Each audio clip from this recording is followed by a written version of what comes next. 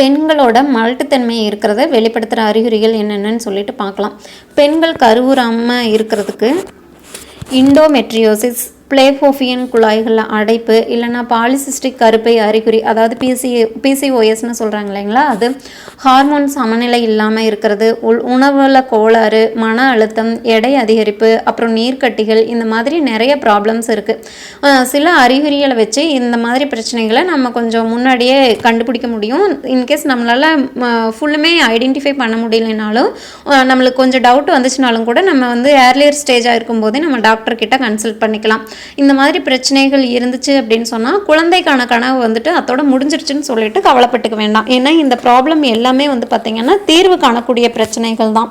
கொஞ்சம் தாமதம் ஆனாலும் கட்டாயம் உங்களால் குழந்தை பெற்றுக்க முடியும். நீங்கள் கருவுறுதலுக்கு தடையாக இருக்கிற விஷயங்கள் என்னென்னு சொல்லிட்டு பார்ப்போம். ஃபஸ்ட்டு வந்து பார்த்திங்கன்னா மாதவிடாய்ங்கிறது கரெக்டாக அந்த 28 டேஸ்லேருந்து 30 டேஸ்க்குள்ளே சீராக இருக்கணும்.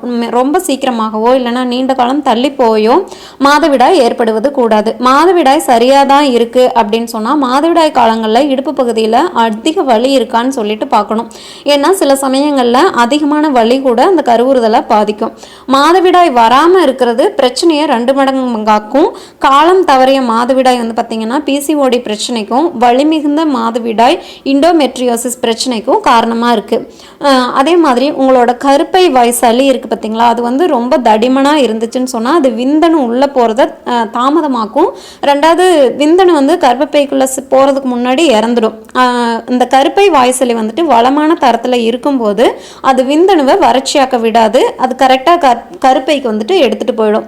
உங்களோட கருப்பை சளி வந்து பார்த்திங்கன்னா முட்டையோட வெள்ளை திரவத்தை மாதிரி இருக்கணும். அப்படி இல்லை அப்படின்னு சொன்னால் நீங்கள் கருவுறுதலில் பிரச்சனை இருக்கலாம்.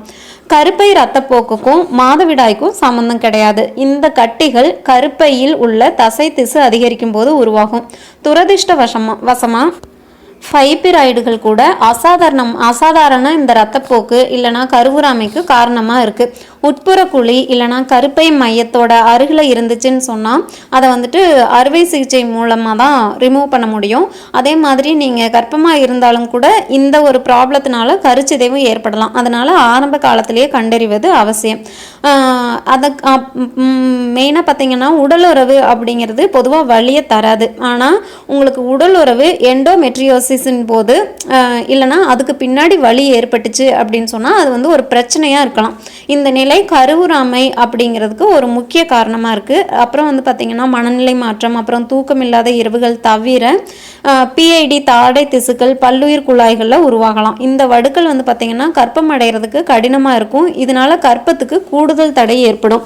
உண்மையிலேயே வந்து பார்த்திங்கன்னா பிஐடியோட 10 நிகழ்வுகளில் ஒரு முறை கருவுறாமைக்கு காரணமாக இருக்கும். காலம் வந்து மாதவிடாய் காலம் வந்து தாமதப்படுறது, அதே மாதிரி பின் வயிற்று பகுதியில் இல்லைனா அடிவயிற்று பகுதியில் வலி இருந்துச்சுன்னு சொன்னால் இந்த பிஐடி ப்ராப்ளம் இருக்கலாம். இண்டோமெட்ரியோசிஸ் இருந்துச்சு அப்படின்னு சொன்னால் கால் அப்புறம் இடுப்புல வலி ஏற்படும். இது மாதிரி அறிகுறிகளை நீங்கள் வந்துட்டு ஃபீல் பண்ணீங்க அப்படின்னு சொன்னாவே ஒரு டாக்டர்கிட்ட கன்சல்ட் பண்ணிக்கிறது ரொம்பவுமே நல்லது. மேலும் இந்த மாதிரி தகவல்களை தெரிஞ்சுக்க சேனலை சப்ஸ்கிரைப் பண்ணுங்கள். தேங்க்யூ.